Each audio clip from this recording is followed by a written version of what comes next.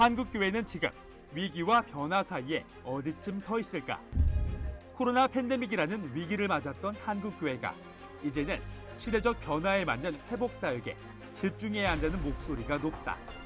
코로나 팬데믹에서 엔데믹 시대로의 전환으로 점차 속도를 내고 있는 가운데 우리 사회와 공동체의 회복을 위한 한국교회의 역할은 무엇일까? 코로나 대유행으로 더욱 심각해진 양극화 현상에서부터 초갈등으로 인한 분열 문제와 생존까지 위협받는 환경 문제까지 많은 사회적 과제를 안고 있는 현실 속에서 우리 사회의 건강한 회복을 위해 한국교회의 역할에 주목해야 할 시점은 아닐까? 복음을 전하는 방법이나 도구에는 변화가 필요합니다. 예전 것만 고집하지 말고 이 변화를 우리는 담담히 받아들이고 또 동참해야 됩니다. 2022년 팬데믹 이후 더욱 빠른 변화가 예고되고 있는 상황. 사회와 국가의 회복을 돕고 교회의 공동체적 소명을 다시 회복해야 하는 과제 앞에서 한국교회가 주목해야 하는 신학적 가치로 신학은 학문이 아니라 예수 그리스도의 생명의 복음임을 강조하는 개혁주의 생명신학이 주목받고 있다. 성경을 부여잡고 기도하면서 한국교회의 놀라운 부흥을 이끌어 나갈 수 있는 것은 신학은 학문이 아니다. 우리 개혁주의 생명신학으로 같이 예수 생명이 흘러야 한다. 코로나 팬데믹 이후 회복을 향한 한국교회의 방향과 움직임. 한국교회 회복 특집으로 마련한 CTS 한국교회를 논하다가 개혁주의 생명신학에서 그 해답을 찾아본다.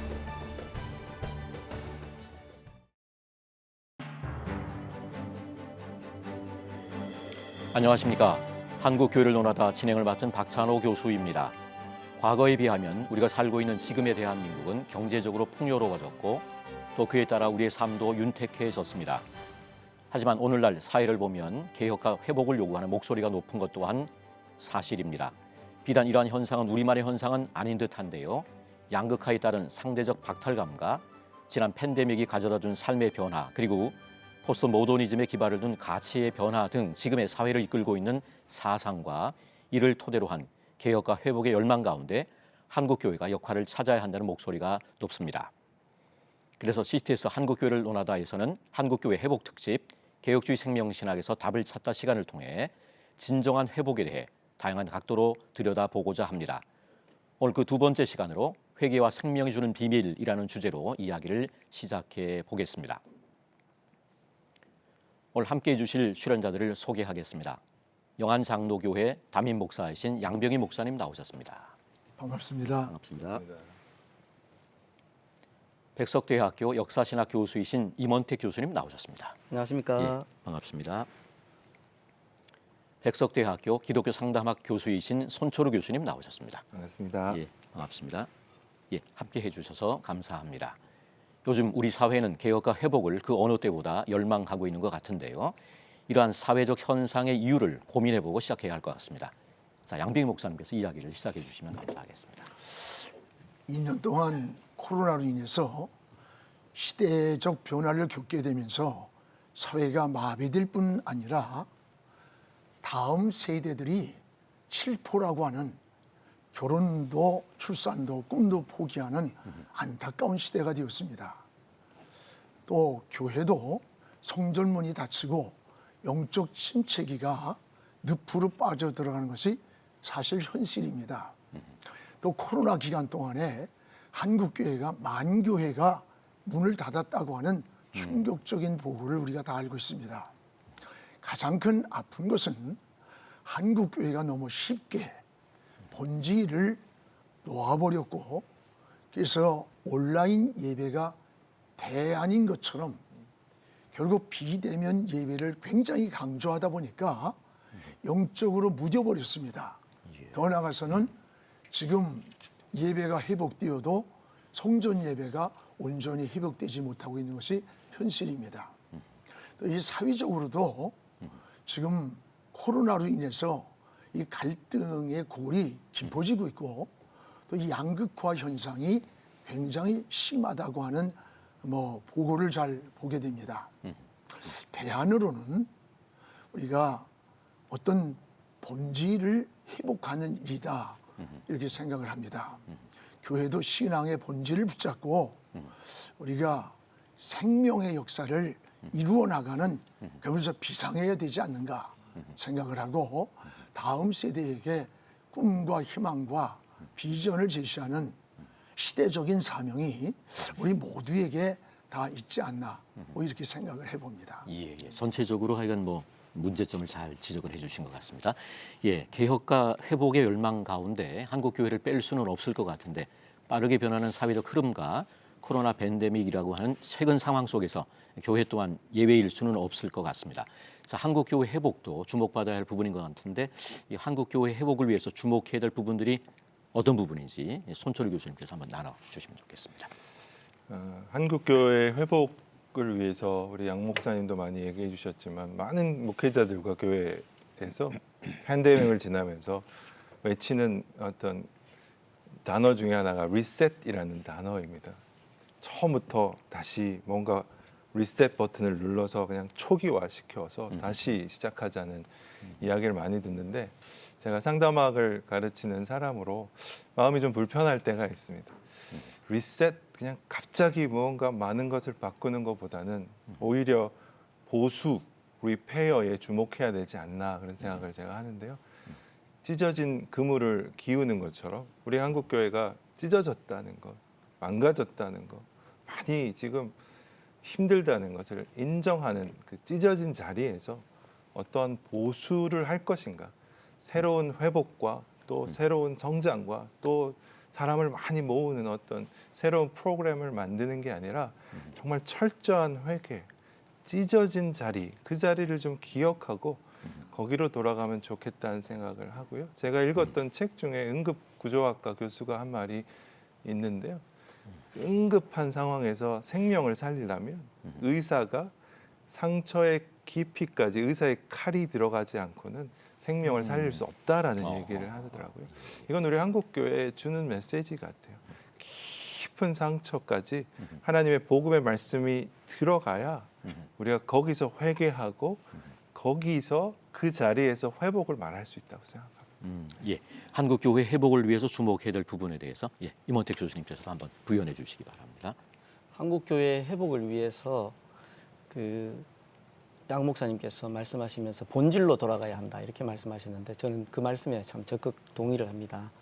그런데 한국 교회가 본질을 회복하는 그 방법으로 개혁주의 생명신학 7대 실천운동이 그 적절한 방안이 될 수 있다고 생각을 합니다. 왜냐하면 개혁주의 생명신학 7대 실천운동의 주제 하나하나가 신앙, 신학 회복, 회개와 용서, 영적 생명, 하나님 나라, 나눔, 기도와 성령 충만 이런 주제 하나하나가 모두 신앙의 본질을 다 다루고 있는 것이기 때문에 우리가 이런 본질로 회복되면 우리 코로나 이후에 지금 한국 교회의 회복 방안이 바로 개혁주의 생명신학 7대 실천 운동을 통해서 이루어질 수 있다. 저는 그렇게 생각을 합니다. 네. 예, 본질을 회복해야 되겠다라고 하는 것도 아까 말씀하신 그 응급구조학 교수님 말씀에 의하면 깊이 상처 깊이까지 내려가야 된다. 본질과 통하는 그런 이야기라고 생각됩니다. 자, 그렇다면 교회 회복을 위해서 교회와 성도들은 무엇부터 실천할 수 있을런지 이 부분에 대해서 양병희 목사님께서 한번 나눠주시면 좋겠습니다. 무엇보다 교회의 회복은 영적 생명운동이 일어나야 된다고 봅니다. 영적 생명운동은 회개의 운동이라고 봅니다. 우리가 남을 탓하고 또 원망하고 정죄하기보다는 자신을 돌아보고 자기의 모습을 보는 회개입니다. 사실 회개 운동이 일어날 때 성령의 운동이 일어났고 또 예수 그리스도의 생명의 역사가 일어났습니다. 이게 초대교회가 그랬습니다. 오순절의 역사를 보아도 회개를 통해서 오순절의 역사가 임했고 또 1907년에 장대한 교회에서 일어난 그 성령운동도 그 성령운동의 도화선이 되었던 것이 사실은 회개 아닙니까? 어떤 길선주 목사님이나 이런 분들이 토해내는 회개가 도화선이 되었던 것을 봅니다. 지금 한국교회의 가장 중요한 것은 바로 이 생명을 붙잡고 이게 가장 중요하다고 봅니다. 그래서 개혁주의 생명신학 실천 이 운동을 우리 임 교수님이 잘 말씀하셨는데 이것을 설립자님이 선포하신 그런 목적이라고 보고 방향이라고 봅니다. 내년에 우리 백석총회 45주년 행사가 있습니다. 내년이 백석총회 예. 45주년. 대단한 준비를 하고 있는데 그 주제가 개혁주의 생명신학으로 민족과 세계를 살리다라고 하는 주제입니다. 이 생명운동이 일어날 때 우리 총회를 넘어 한국교회와 세계 선교에 굉장한 지경을 넓혀가는 하나님의 역사가 일어나리라고 이렇게 기대를 해봅니다. 예. 교회와 성도의 회복을 위해서 우선해야 될 것에 대해서 얘기를 나누고 있는데 손철우 교수님께서 한번 부연해 양 목사님께서는 우리 총회와 또 교단 또 한국교회 큰 그림을 그려주셨는데요. 저는 좀 성도의 입장으로 조금 더 내려가 보면 성도들의 경우에 회복하면 좀 막연할 것 같습니다. 한국교회 회복, 회복하면 이게 뭐지? 나랑 어떤 상관이 있지? 이런 생각을 좀 많이 할 것 같은데요. 좀 상담학적으로 회복을 이야기해 본다면 회복은 영어로는 recover이라는 표현하는데 커버를 다시 덮다. 그러니까 예수 그리스도의 생명으로 덮어주시는 우리의 죄와 상처를 덮어주시는 그게 어떻게 보면 회복일 텐데 상담학적으로 회복을 이야기할 때 좀 중요한 한 가지 전제가 있습니다.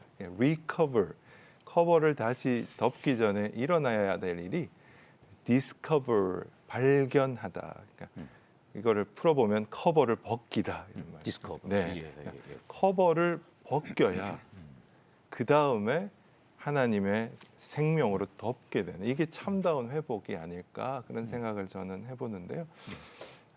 저는 개인적으로 너를 위해 나를 고친다라는 말을 참 너를 위해 나를 고친다? 네. 근데 우리는 나를 위해 네가 고쳐라 이 말을 더 좋아하잖아요. 상대방이 네가 바뀌어보면 네가 바뀌어. 고쳐주면 얼마나 좋겠느냐 이런 고백을 하는데 솔직하게 회복은 언제나 나부터 시작입니다. 양 목사님도 아까 그 얘기 나의 회개에서부터 시작된 교회의 회복을 말씀하셨는데 회복은 언제나 나부터인 것 같아요. 시편 139편의 기도를 참 좋아하는데 하나님이 우리에게 이 마음을 요구하시는 것 같아요. 하나님이여 나를 살피사 내 마음을 아시고 나를 시험하사 내 뜻을 아옵소서. 내 안에 혹시 무슨 악한 행위가 있나 보시고 나를 영원한 길로 인도하소서. 하나님은 우리 자신이 먼저 우리 자신을 살피고 내 안에 무슨 악한 것이 있는지 그것을 기뻐하시는 것 같아요. 그래서 저는 한국교회 성도들이랑 캠페인을 하면 좋겠어요. 만날 때마다 너를 위해 내가 고칠게. 하나님의 나라를 위해 한국교회를 위해 제가 먼저 고치겠습니다. 이런 캠페인을 한다면 그때 정말 우리 개혁주의 생명신학에서 말하는 그리스도의 복음의 생명으로 하나님이 한국교회와 우리 자신을 덮어주시는 리커버가 일어날 것 같다는 생각을 해봅니다. 다른 사람을 향해서 회개하라는 게 아니라 너를 위해 내가 바꾼다. 야, 좋은 말씀인 것 같습니다. 예. 한국교회 회복특집 개혁주의 생명신학에서 답을 찾다로 마련한 그 두 번째 시간으로 회개와 생명이 주는 비밀이라고 하는 주제로 이야기를 나누고 있습니다. 앞서 실천에 대해서 말씀하시면서 개혁주의 생명신학을 언급해 주셨는데 특별히 한국교회의 회복을 위해서 회개 용서 운동에 대해 강조하셨는데 자, 구체적으로 그러면 이 개혁주의 생명신학의 회개 용서 운동이 강조하는 것이 무엇인지에 대해서 임원택 교수님께서 한번 나눠주시면 감사하겠습니다. 회개 용서 운동이 무엇인지 먼저 말씀을 드려야 될 것 같습니다. 하나님 앞에서 자신을 돌아보고 회개하고 하나님 앞에서 자신을 돌아보고 그래서 그 다음에 서로를 용납하고 하나됨을 추구하는 운동이 바로 회개 용서 운동입니다. 그래서 그 회개와 용서는 우리가 비슷하게 느끼기 때문에 그 유사한 거로 착각을 할 수가 있는데 사실은 이 다른 겁니다. 밀접한 관련이 있지만 그 대상이 먼저 다릅니다. 회개는 하나님을 향한 것이고 이 용서는 다른 사람들을 용서하는 거기 때문에 하나님과의 관계에서 회개가 있고 다른 사람들과의 관계에서 이 용서가 있는 것입니다. 그런데 순서는 회개가 먼저 있고 그다음에 용서가 따라와야 됩니다. 왜냐하면 참된 회개 없이 참된 용서가 불가능하기 때문에 그렇습니다. 우리 신자들은 하나님께 용서를 받았기 때문에 그 은혜가 감사해서 내가 용서할 수 없는 사람들까지도 용서하기 위해서 애쓰는 것이 바로 신자들이라고 그렇게 회개 용서 운동은 가르치고 있습니다. 그러니까 회개 용서 운동의 궁극적인 목표는 결국 그렇게 해서 하나 되는 건데 한 몸이신 예수 그리스도의 몸을 온전히 회복하는 그런 것입니다. 그런 면에서 회개 용서 운동은 회개와 용서로 하나 되자고 이렇게 요약할 수 있습니다. 예, 회개, 용서, 하나됨이네요. 네. 회개, 용서, 하나됨. 자, 그러면 회개와 용서를 통해서 하나됨을 추구할 수 있다라고 하는 게 우리 사회와 한국 교회의 회복을 위해서 가지는 어떤 의미가 있으면 그걸 한번 좀 소개를 해주시면 감사하겠습니다. 그 회복이라는 것은요, 그 말이 원래 상태를 되찾는다는 그런 의미죠. 그러니까 온전한 상태가 된다는 건데 코로나를 이번에 겪으면서 우리는 교회 안팎으로 참 많은 변화가 있었습니다. 저는 전체적으로 볼 때 우리가 많이 겸손해졌다 그렇게 생각을 하는데요. 왜냐하면 얼마나 그 세균 앞에 우리가 무기력한지 알았기 때문에. 그런데 코로나를 겪으면서도 바뀌지 않은 것이 있다고 생각을 합니다. 그것이 바로 뭐냐면 분열과 반목입니다. 코로나 전에 갈라짐은 여전히 지금 갈라져 있고 반목은 여전히 또 반목하고 있습니다. 이것은 교회뿐만 아니라 사회 모두에 해당하는 것인데요. 사회 문제는 우리가 이 자리에서 언급하기가 좀 뭐 그렇고 교회 안에만 봐도 코로나 이전에도 교회는 온전하지 못했습니다. 그런 면에서 우리가 회복한다 할 때 무엇을 회복할 것인가?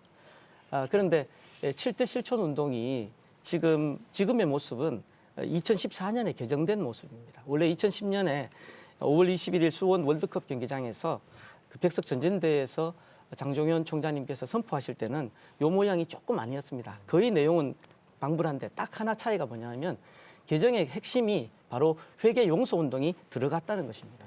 왜 그렇게 들어갔나 하면 그 바로 직전에 2014년 11월 1일에 그 개정이 되는데 그 직전에 그 전달 10월 13일에 제7회 개혁주의 생명신학 포럼 때 백석대 장종현 총장님께서 개혁주의 생명신학 실천을 위한 신앙운동 회개와 용서로 하나 되는 한국교회라는 설교를 하셨습니다. 그때 어떤 내용을 하셨냐면 한국교회가 위기에 처해 있고 한국 사회에 분열과 불신이 퍼져가고 있는 오늘날 회개와 용서를 통한 화합이 일어나지 않는다면 한국교회와 한국 사회의 상처는 치유되지 않는다. 그렇기 때문에 회개와 용서를 해법으로 제시하셨습니다. 지금 우리 한국교회는 예수 그리스도의 한 몸이 아니라 분열과 반목으로 심각한 상황입니다. 이런 한국교회가 하나 되고 치유되기 위해서는 바로 회개 용서 운동이 필요한 것입니다. 예. 그래서 어떤 면에서는 이 개혁주의 생명신학 7대 실천 운동이 2010년도에 공포가 되고 한 차례 개정될 때 실제적으로는 이 회개 용서 운동이 들어간 게 한국교회 가장 상황을 큰 보고 예, 그렇게 장종현 총장님께서 개정을 하신 겁니다. 네. 예, 기독교인으로서 먼저 삶 속에서 변화와 회복이 없다면 우리 사회의 변화 또한 기대하기 힘들 것 같은데 상담학 가르치시는 그런 입장에서 이 회개 용서 운동이 갖는 어떤 성도들의 삶 속에서의 구체적인 의미 이런 부분에 대해서 한번 손초로 교수님께서 나눠주시면 좋겠습니다. 성도들을 만나보면 많은 성도들을 제가 교회에서도 만나고 또 신학대학원에서 신대원 학생들 목회자가 되겠다고 오신 우리 신학도들을 만나봐도 그런데요. 늘 나는 용서를 한 것 같은데 또 용서를 결단했고 난 용서합니다라고 선포도 했는데 뭔가 마음에 찜찜함이 있고 계속 또 상황이 오면 또 화가 나고 또 복수하고 싶은 마음도 생기고 원망이 생기고 이건 내가 용서를 한 건지 안 한 건지 근데 용서를 해야 되는 건 알기 때문에 또 용서 안 한 것 때문에 죄책감 느끼고 또 무력해지고 이런 한국교회 성도들이 참 교회 안에 많다는 것 같아요. 정말 우리의 삶에 용서만큼 중요한 게 없는데 제가 이런 생각을 해봤는데 만약에 용서가 없다면 우리 삶에 우리는 죄인이고 죄를 지을 수밖에 없고 또 실수할 수밖에 없고 또 상처를 줄 수밖에 없고 목회자라도 마찬가지고 그런데 용서받지 못한다면 우리가 한번 저지른 잘못 때문에 평생을 그 감옥에 갇혀서 살 수밖에 없는 정말 불쌍한 존재. 하나님이 우리에게 용서를 가르쳐 주신 것은 정말 정말 감사한 일이고 용서가 없는 삶을 상상할 수가 없는 거예요.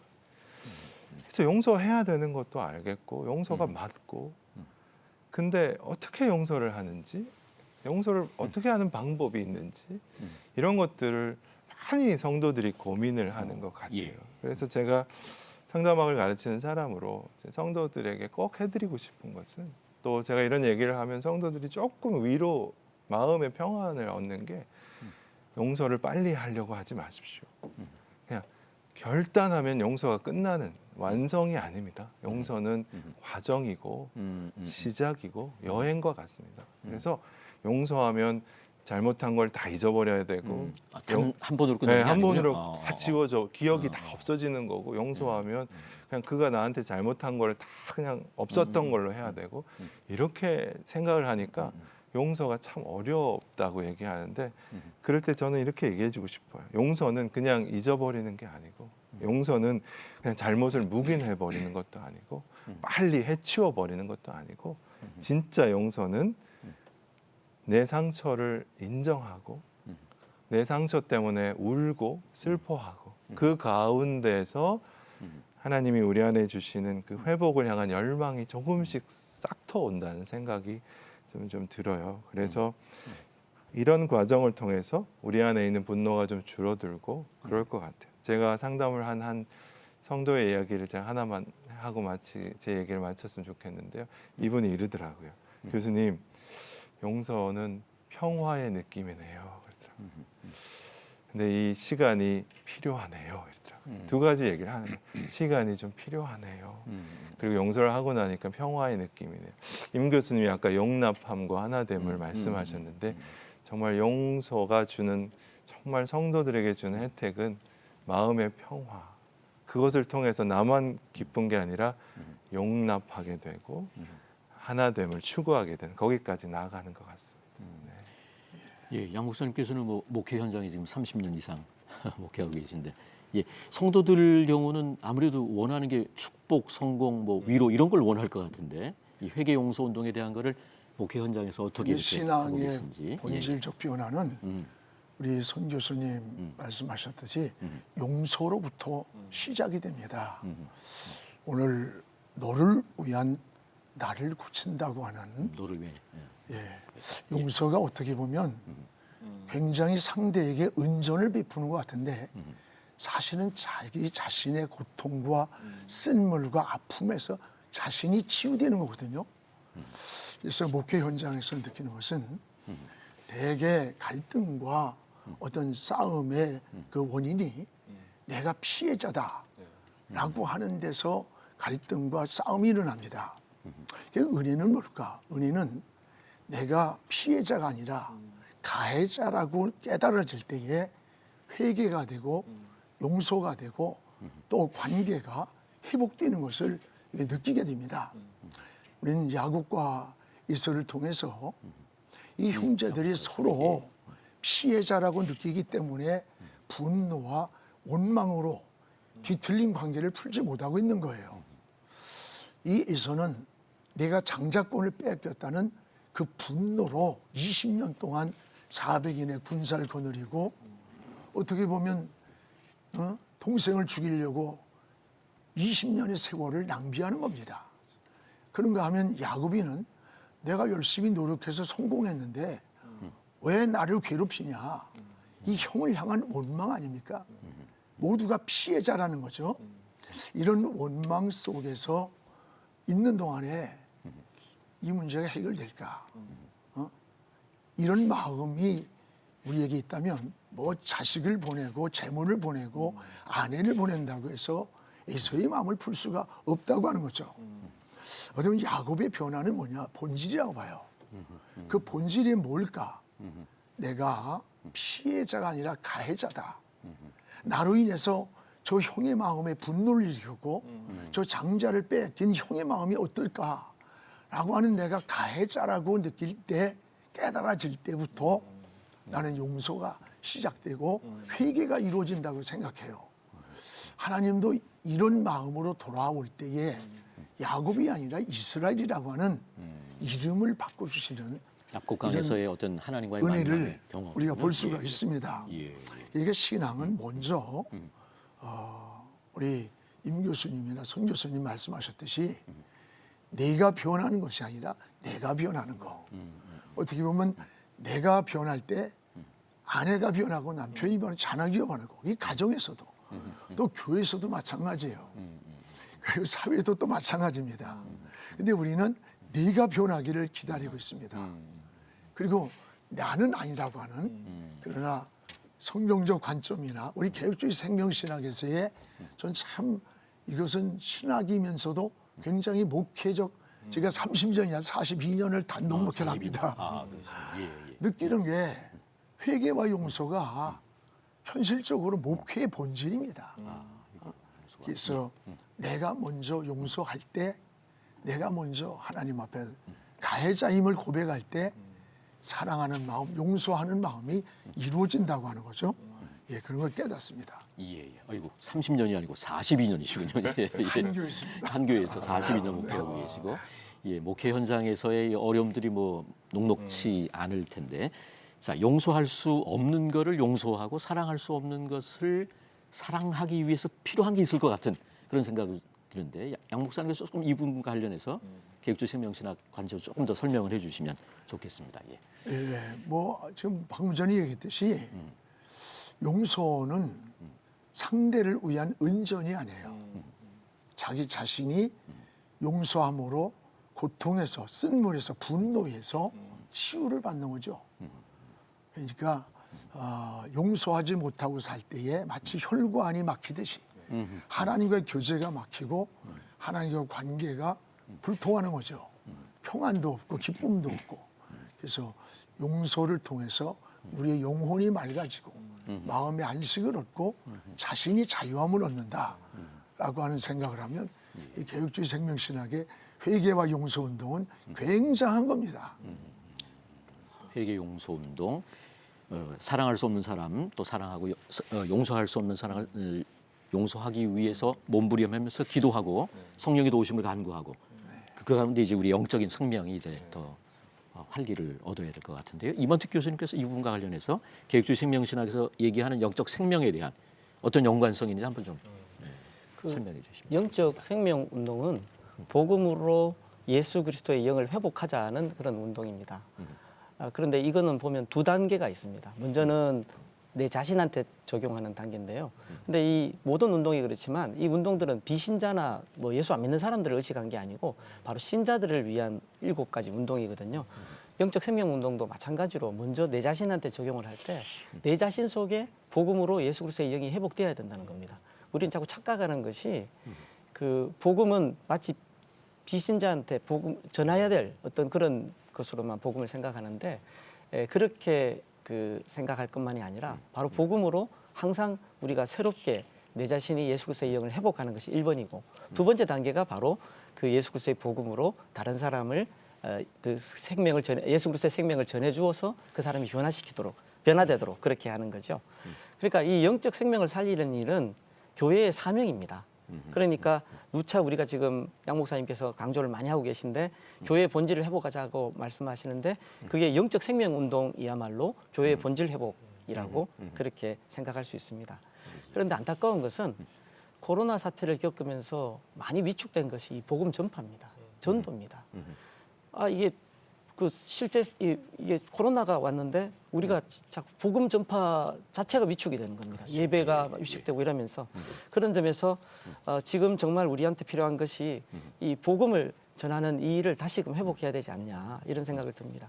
그런데 이제 장종현 촌장님께서 강조하시는 게 뭐냐 하면 이 영적 생명 운동과 관련해서 내 속에 예수 그리스도의 생명이 있어야 다른 사람을 변화시켜 줄 수 있다. 그 생명을 나눠줄 수 있다. 그렇게 말씀하시거든요. 그렇기 때문에 복음을 전하고 이 영적 생명 운동을 우리가 제대로 하기 위해서는 내 안에 먼저 예수 그리스도의 생명이 충만할 수 있도록 말씀과 기도 가운데 힘써야 할 것입니다. 영적 생명을 회복해서 그것으로 그 힘으로 회개 용서 운동을 하고 또 복음 전파하고 이렇게 하면 연결이 될 수 있을 것 같은데요. 예, 영적 생명을 강조하다 보면 자칫 육적인 생명 또 이 구체적인 삶의 영역에 대해서 소홀해질 수 있을 것 같은데 이 부분에 대해서 손철우 교수님 나눠주시면 좋겠습니다.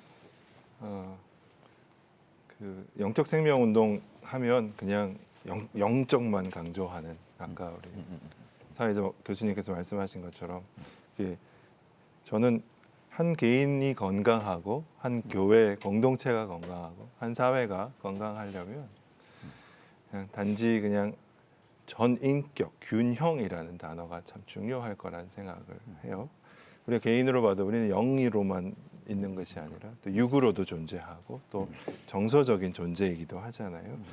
그러니까 우리가 하나님 일을 하면서 열심히 섬기면서 영적으로는 막 충만하지만 때로는 육체적으로 너무 피곤하고 번아웃이라는 표현을 우리가 목회자들에게 많이 쓰는데 너무 막 육체적으로 피곤해서 타서 죄가 돼버리는 번아웃이 돼버리는 그런 경우도 있고 막 사역하면서 실망하고 막 속상하고 화가 나고 때로는 분노하기도 하고 그런 정서적인 모습도 보이는데요. 저는 이런 부분을 통합적으로 전인격적으로 어떻게 이해할 건가. 근데 제가 성경에서 하나님이 엘리야를 회복하시는 걸 보고 참 재밌고 참 하나님께서 이렇게 우리를 전인격적으로 대하시는구나. 엘리야가 갈멜살 전투에서 뭐 너무 잘 아시겠지만 850명의 이방 선지자와 밤새 홀로 피곤하게 거의 뭐 지치도록 싸우고 그리고 또 그런데다가 이세벨이 또 너도 죽일 거야 그러니까 뭐 두려움에 휩싸여 가지고 광야로 도망치고 거기서 두려움과 외로움에 이렇게 기도하잖아요. 하나님 내 생명을 취하세요. 그냥 나 죽어도 좋아요. 나 홀로 남았어요. 이제 내가 할 거 없어요. 그냥 정서적으로 육체적으로 영적으로 다 무너져 있는 엘리야를 하나님이 뭐부터 회복시켰을까 이렇게 제가 성경을 보니까 하나님은 제일 먼저 엘리야의 육체를 돌보시더라고요. 그래서 먹이시고 재우시고 성경에 재미있는 거는 2번을 재우시더라고요. 한 번이 아니라 그러면서 이렇게 얘기하시더라고요. 네가 호렙까지 갈 힘이 없다 하지. 그러면서 2번을 재우시고 호렙으로 가서 거기서 하나님이 사명을 주시고 영적인 회복을 시키시는데요. 하나님이 우리를 다루실 때 하나님은 그냥 한 가지만 치우치지 않고 전체적으로 우리의 육, 우리의 영, 우리의 정서.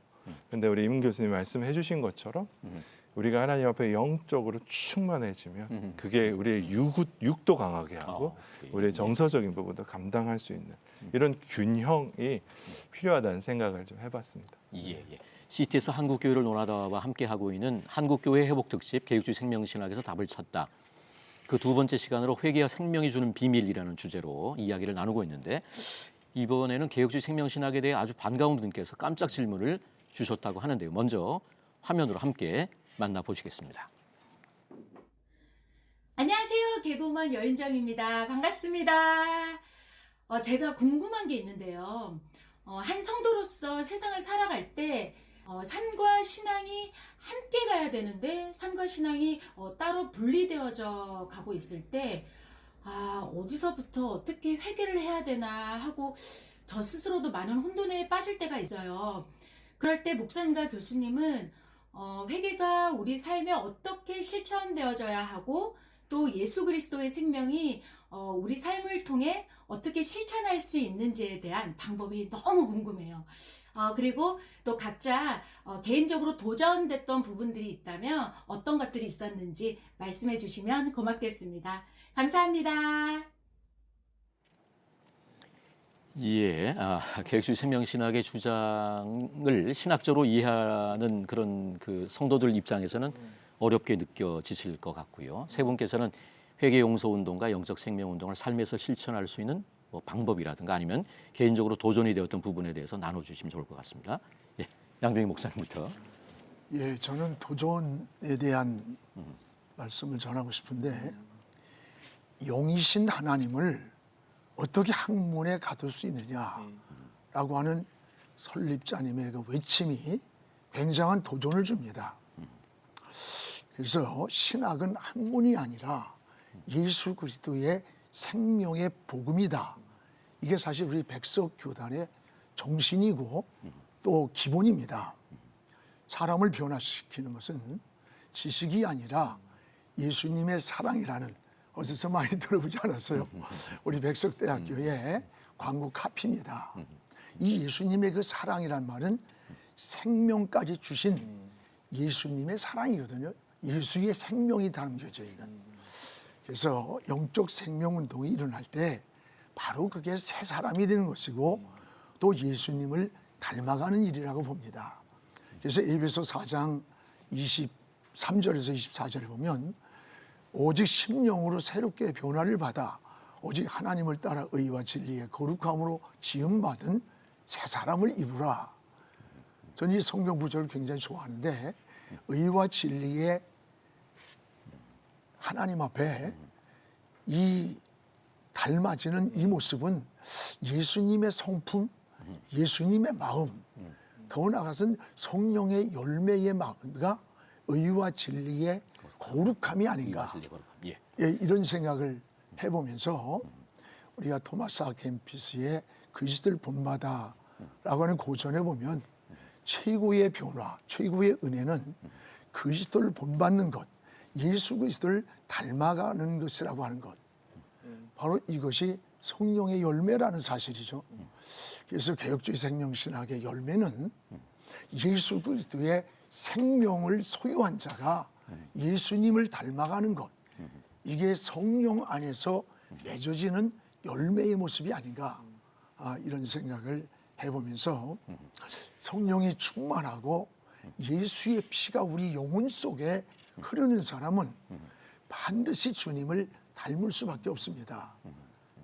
이 자녀가 부모의 DNA를 받았기 때문에 부모를 닮는 것과 아마 같은 원리가 아닌가 생각하면서 예수의 생명을 가진 우리는 변화된 사람일 뿐만 아니라 예수님을 닮아가는 그런 사람의 모습으로 서게 되지 않느냐, 이런 생각을 해봅니다.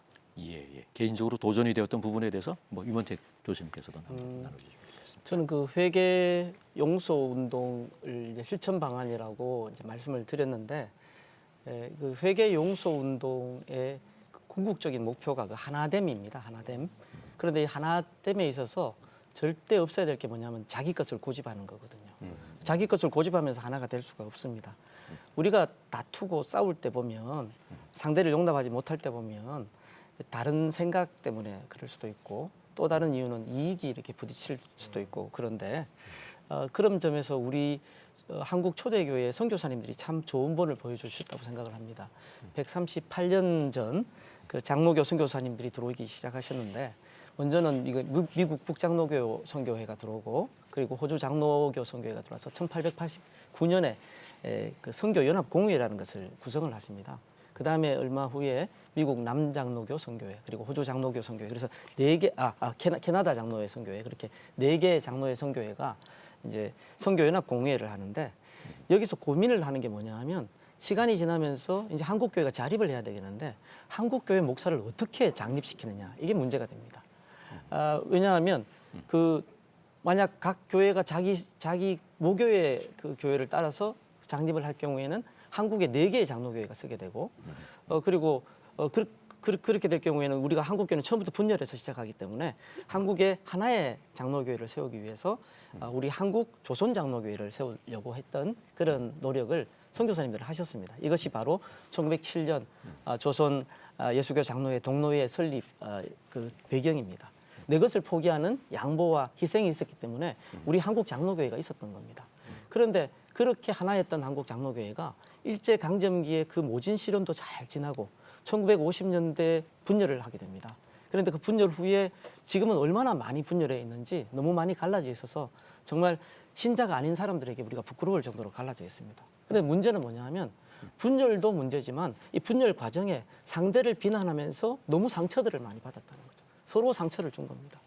이 분열을 풀 수 있는 것은 그렇기 때문에 회개 용서 운동밖에 없습니다. 우리 양 목사님께서 말씀하셨지만, 우리 가해자일 수 있다, 피해자가 아니라. 그 말씀에 대해서 정말 적극 동의하고, 그런 면에서 장종윤 총장님께서 말씀하신 게 뭐냐 하면, 참된 신학은 학문이 아니라 예수 그리스도의 생명의 복음이라 그랬어요. 그래서 자신이 배운 신학이 아니라 하나님의 말씀인 성경을 붙들고 예수 그리스도만 바라볼 때 연합의 길이 가능하다 그랬습니다. 내 거를 놓을 때 연합이 가능하고 장로교회도 하나가 될 수 있고 가능합니다. 손철희 교수님도 개인적으로 뭐 도전 받으신 부분이 있을 텐데 그걸 간단하게 나눠주시죠. 저는 개인적으로 회개 용서 운동 생각하면서 제 아버지를 좀 생각해봤는데요. 저는 아버지를 용서하는 게 너무너무 힘들었는데 아버지를 용서하는데. 네, 성실하고 또 뭐 사람들 좋아하시는 분이셨는데 좀 거칠고 폭력적이신 분이어서 아버지를 참 많이 미워하고 또 아버지처럼 안 살려고 닮지 않으려고 애를 많이 썼어요. 그래서 겉으로는 뭐 제가 교회도 열심히 다니고 신앙생활도 잘하고 또 목사가 되고 또 그렇게 됐는데 근데 아내와의 관계나 자녀와의 관계에서 갑자기 막 화가 난 상태에서 이렇게 막 화를 폭발하는 모습이 느껴질 때 제가 그냥 번쩍 그런 눈이 뜨이더라고. 아, 이게 내 안에 아버지의 모습이 계속 있구나. 내 안에 아버지를 닮은 모습이 있구나. 아무리 내가 부인해도 안 되는구나. 그러면서 아버지의 모습을 용서하는 그런 작업을 시작했어요. 네, 그 힘든 작업이었는데 그런 작업을 하면서 제 아내가 또 우리 아이들이 제가 변한 모습을 보고 이렇게 칭찬해주고 뭐 그러더라고요. 저에게 아버지를 용서하는 건 단 한 번의 사건이 아니고 과정이었고요. 아버지를 용서해요라는 이거는 용서의 완성이 아니라 사실은 시작이었고 아버지를 용서해야 되겠다고 결심한 게 내 삶에 어떤 축복을 가져다 줄지는 상상을 못했었습니다. 그래서 회개 용서 운동은 내 안에서 시작되는 거고 내 안에서 그리스도의 생명이 우리 자녀에게 우리 가족에게 공동체로 흘러가는 것 같습니다. 네. 예, 오늘 개혁주의 생명신학이 강조하는 이 회개 용서 운동, 영적 생명 운동이 갖는 회복을 위한 가치에 대해서 이야기를 나누고 있는데요. 실제로 이러한 외침이 한국 교회나 신학 교육 현장에서 어떻게 적용되고 있고 또 기대되어지는 변화에 대한 것을 마지막으로 양병익 목사님께서 마무리로 해주시면 감사하겠습니다. 예, 저는 42년 동안 한 교회에서 목회를 하면서 이 개혁주의 생명신학 이 자체는 또 하나의 신학이 아니라 목회 사역의 본질입니다.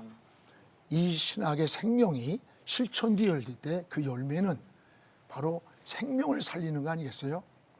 제가 얼마 전에 종교개혁지를 방문하면서 스코틀랜드에 있는 존 낙스가 목회하던 그 포스교회를 갔습니다. 그 교회가 얼마나 사람들이 많이 왔던지 그저 하여튼 뭐 문짝이 떨어질 정도로 들어오질 못해서 근데 지금은 곰팡이 냄새가 진동을 하고 노인 몇 분 반 일주일에 한 번 문을 연다고 그래요. 참 신학은 교회를 살리는 것인데 신학이 발전할수록 오히려 교회가 쇠퇴해 간다는 이상한 현실입니다. 서구 신학이 발전했는데 서구 교회가 문을 닫고 술집이 되고 카페가 되고 뭐 이거 현실 아닙니까? 신학이 발전하는데 왜 교회가 쇠퇴할까? 그 딜레마를 가지고 기도하시다가 12년 전에 우리 설립자님께서 신학은 학문이 아니라 바로 예수 그리스도의 생명이다라고 하는 것과 함께 7대 실천 운동을 선포했습니다. 그리고 또 많은 사람들이 때로는 반지성주의라고 하는 이런 반론도 있었지만 지금은 타 교회 목회자들이나 신학자를 만나면 바로 이 개혁주의 생명신학이 이 시대의 한국교회의 희망이라고 하는 그런 이런 면에서는 굉장히 진지한 분위기가 많이 변한 고백을 거죠. 예, 하는 걸 예. 보고 하나님께 감사하고 또 우리 설립자님에게 이런 총회의 한 일원이 된 게 하나님께 굉장히 감사를 드리게 됩니다. 예. 의사가 수술을 잘했는데 환자가 죽었다? 어떻게 되는 겁니까? 수술의 성패는 어떤 환자 수술의 집도를 잘했느냐가 아니라 죽어가는 생명을 환자를 살렸느냐에 달려 있습니다. 목회도 똑같다고 봐요. 설교를 얼마나 잘했느냐, 많이 모이느냐가 아니라 결국은 예수 그리스도의 생명으로 영혼을 얼마나 살리느냐, 이게 더 본질이 아닌가 생각을 해봅니다. 예. 오늘 한국교회를 논하다에서는 한국교회 회복 특집 개혁주의 생명신학에서 답을 찾다로 마련한 그 두 번째 시간으로 회개와 생명이 주는 비밀에 대한 귀한 말씀들을 들어보았습니다. 먼저 자신을 회개하고 또 남을 용서하는 일은 신앙인으로서 어려운 일임이 분명합니다. 영적 생명력 없이는 감당할 수 없는 일입니다. 너무나 복잡하게 얽혀있는 사회 환경을 마주하며 교회와 사회 회복을 위해 개혁주의 생명신학이 강조하는 신앙인으로서의 실천적 제안은 한국교회의 큰 도전이 되고 있습니다. 다음 시간에는 한국교회 회복 특집 개혁주의 생명신학에서 답을 찾다 그 세 번째 시간으로 신앙운동과 신학 회복운동에 대해 이야기를 나누겠습니다. 한국교회를 논하다 오늘 순서 여기서 마칩니다. 시청해 주신 여러분 고맙습니다.